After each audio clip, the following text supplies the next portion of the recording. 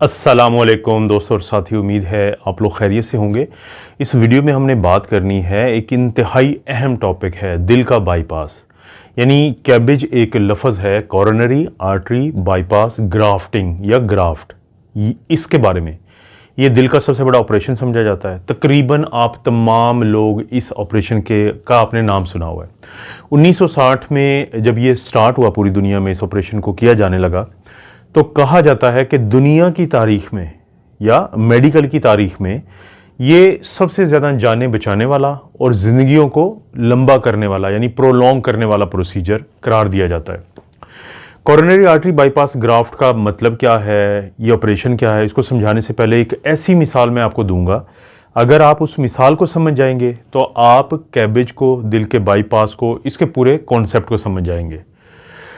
पुराने वक्तों में क्या होता था कि जब दो बड़े शहरों के दरमियान आप सफ़र करते थे, जैसे मैं लाहौर में बैठा हूँ, अगर मैंने कराची जाना है या मैंने इस्लामाबाद जाना है, तो हम जब ट्रैवल करते थे तो दरमियान में जो छोटे छोटे शहर पड़ते थे, तो वहाँ पे क्योंकि रश कम होता था, तो आप उन शहरों के दरमियान से आसानी से गुजर जाते थे और अपने मंजिल की तरफ रवां दवां रहते थे।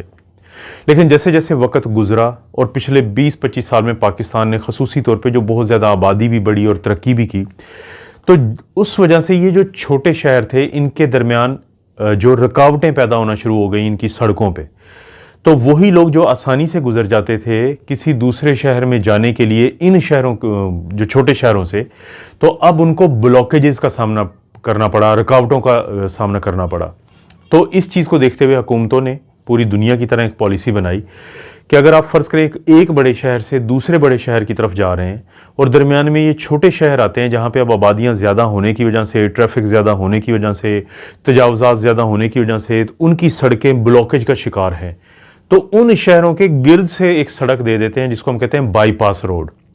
कि अगर आपने लाहौर से इस्लामाबाद जाना है, फ़र्ज़ करें रास्ते में एक छोटा शहर था, लेकिन उसकी क्योंकि आबादी ज़्यादा है, रुकावट ज़्यादा है, तो उसके साइड से होता हुआ एक सड़क दे देते हैं ताकि आपको उस शहर के अंदर ही ना जाना पड़े और आप उस रुकावट को, उस ब्लॉकेज को बाईपास कर जाएं या उससे साइड से होकर गुजर जाएं और अपनी मंजिल की तरफ रवां दवां हो जाए। जिसको इस कॉन्सेप्ट की समझ आ गई, तो यही वो कॉन्सेप्ट है जिसको हम कहते हैं coronary artery bypass graft. Coronary artery का क्या मतलब है? हमारे खून, जो हमारा दिल है, ज़ाहिर है उसको भी, वो मसल्स हैं, वो भी एक ज़िंदा चीज़ है, उसको जो ब्लड चाहिए होता है, उसको जो ऑक्सीजन चाहिए होती है, उसको जो खुराक चाहिए होती है, तो 3 खून की नालियाँ जो होती हैं वो खून मुहैया करती हैं दिल को या दिल के पट्ठों को, उनको हम कहते हैं कॉरोनरी आर्टरीज़। अब ये जो कॉरोनरी आर्टरीज होती हैं, इसमें तो एक होती है राइट कॉरोनरी आर्टरी जिसको आरसीए कहते हैं, यानी राइट साइड पे आती है, और जो लेफ्ट आती है उसका भी आपने कॉन्सेप्ट समझना है। लेफ्ट की एक मेन शाख होती है जिसको हम लेफ्ट मेन आर्टरी कहते हैं या LMA कहते हैं।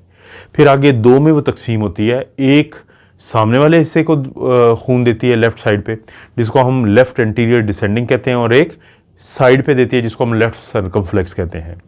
और जो लेफ्ट साइड है, दिल की जो बाईं साइड है, वहाँ पे ही वो असल पंप पड़ा है जिसको लेफ्ट वेंट्रिकल कहते हैं, जो पूरे बदन में खून को फेंकता है। ये चीज़ आपको आगे मदद करेगी, इसलिए मैं वजाहत की है इसकी। तो कॉरोनरी आर्टरीज में से, कॉरोनरी आर्टरी का क्या मतलब है कि जो खून की नालियाँ दिल के पट्ठों को खून देती हैं उनको हम कहते हैं कॉरोनरी आर्टरीज। अगला फिर लफ्ज़ का हिस्सा है बाईपास। बाईपास मैंने आपको समझा दिया कि अगर इन कॉरोनरी आर्टरीज में वक्त के साथ, गुजरते हुए वक्त के साथ ब्लॉकेज आ जाती है, रुकावटें पैदा हो जाती हैं, तो आपने कुछ ऐसा करना है जो इस रुकावट को बाईपास करके खून अपनी मंजिल यानी दिल के पट्ठों की तरफ लेके जाए। जैसे शहरों की मैंने मिसाल दी। और ये जो कभी आपने देखा है कि कोई बच्चा हो 18 साल का और वो आपको कहे जी मेरा बाईपास हुआ है, लेकिन अक्सर आपको बुजुर्ग मिलेंगे बिल्कुल ऐसे ही, जैसे गुजरते वक्त के साथ शहरों में ब्लॉकेज बढ़ती हुई उम्र के साथ, शुगर के साथ, कोलेस्ट्रोल के साथ, सिगरेट पीने का जो अमल होता है, एक्सरसाइज का ज़्यादा ना करना होता है, तो ये मुख्तलिफ़ किस्म की वजूहात होती हैं कि आखिरकार आपकी खून की वो नालियाँ जिनको हम कॉरोनरी आर्टरीज कहते हैं, उनके अंदर क्लॉट बनना शुरू हो जाते हैं, उनके अंदर चिकनाई के क्लॉट होते हैं जिसको एथेरोस्क्लेरोसिस कहते हैं, या ब्लॉकेज आना शुरू हो जाती है। तो उसको बाईपास और ग्राफ्ट किसे कहते हैं? आपके ही जिस्म, आपके ही बदन की कोई खून की एक नाली को लिया जाए और उसको बाईपास का जो हमने अमल, एक नया रोड जो तरतीब दिया था जो शहरों की रुकावट से बचने के लिए, तो वो जो रोड हम बनाते हैं, इसी तरह से खून की एक अच्छी नाली आपके ही जिस्म से लेके, जो इजाफी होती हैं, उसका नुकसान नहीं होता वहाँ से लेने का, और उसको एक ऐसी जगह पे लगाया जाता है ताकि उस रुकावट को बाईपास किया जा सके। तो उस आर्टरी को, उस वेन को हम कहते हैं ग्राफ्ट है ये।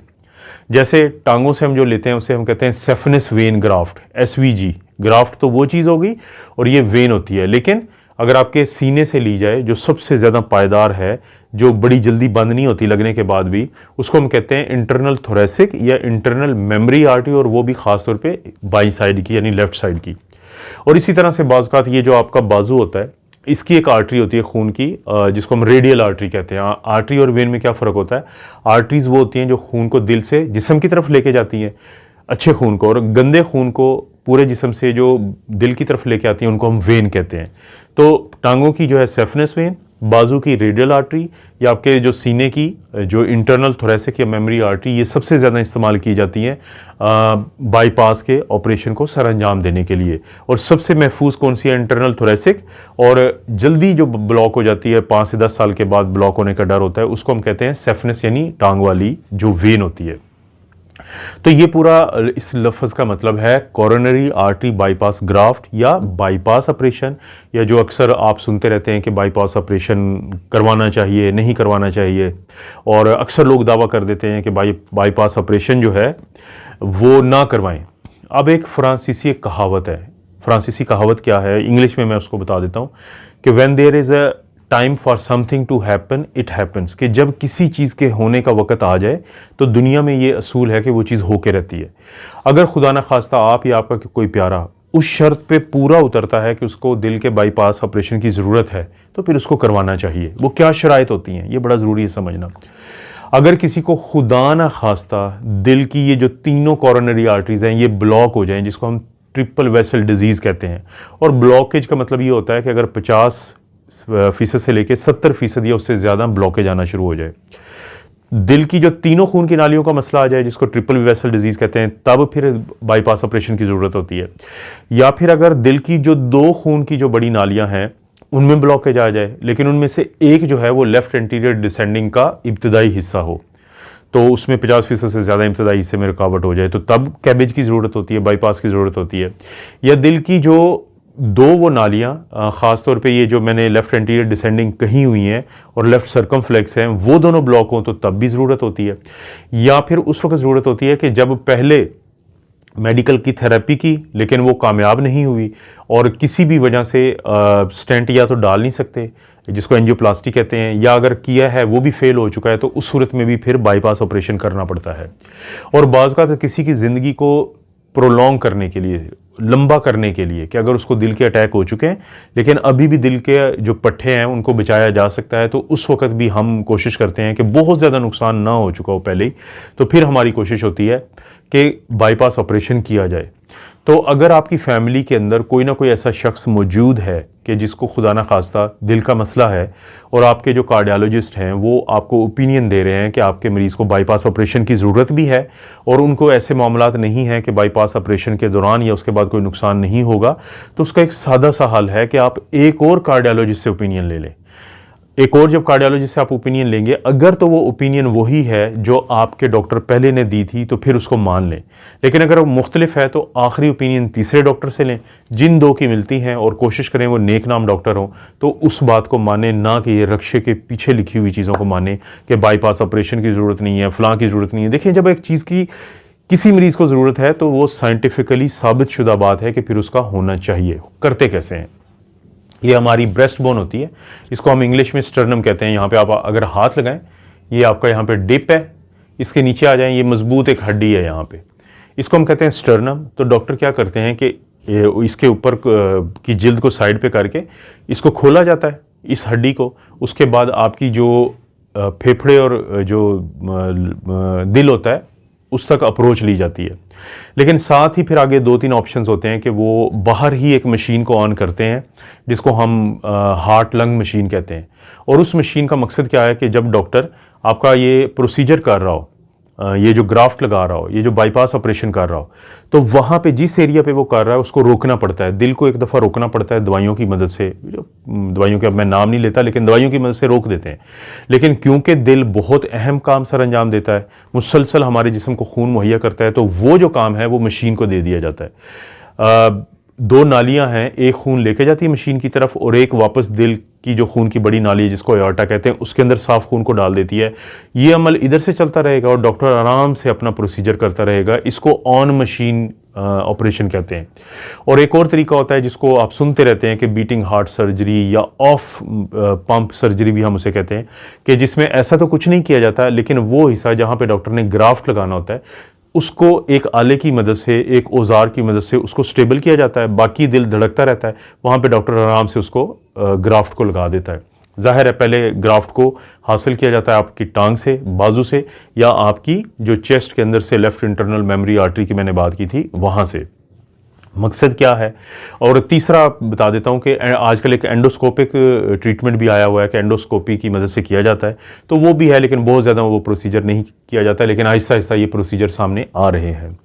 मकसद क्या होता है ग्राफ्ट लगाने का? ताकि ग्राफ्ट जो है वो खून की बड़ी नाली यानी अयार्टा में एक तरफ से जोड़ा जाता है और दूसरी तरफ से उसको कॉरोनरी आर्टरी का वो हिस्सा जहाँ पे ब्लॉकेज था उसके बाद का जो हिस्सा होता है उसके साथ जोड़ दिया जाता है। कैसे? जैसे जब शहर में ट्रैफिक का ब्लॉकेज था, एक सड़क निकाली जाती है, वो शहर जहाँ से शुरू हो रहा होता है उससे पहले, और फिर उसको रास्ता दिया जाता है शहर के ख़त्म होने के बाद, ब्लॉकेज के ख़त्म होने के बाद। एग्जैक्टली इसी तरह से जो बाईपास का ऑपरेशन है वो भी किया जाता है। फ़र्क सिर्फ क्या है कि अगर रेडियल आर्टरी या सेफनेस वेन का ग्राफ्ट लिया जाता है तो उसका एक हिस्सा अयार्टा यानी खून की बड़ी जो नाली है जो दिल से निकलती है उसमें लगाया जाता है, और एक जो है नीचे उस कॉरोनरी आर्टरी के ब्लॉकेज के बाद के हिस्से में लगाया जाता है।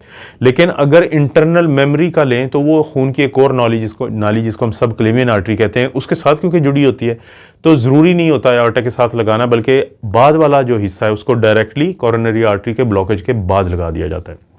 उसके बाद ये जो ऑपरेशन है ये बेहोश करके किया जाता है। आपको वेंटिलेटर वगैरह या जो सांस की नाली डाली हुई होती है वो डाला होता है। मरीज़ को बिल्कुल नहीं पता चलता, मरीज़ बिल्कुल बेहोश होता है, उसको दर्द तक का एहसास नहीं होता कि उसको ऑपरेशन हुआ है।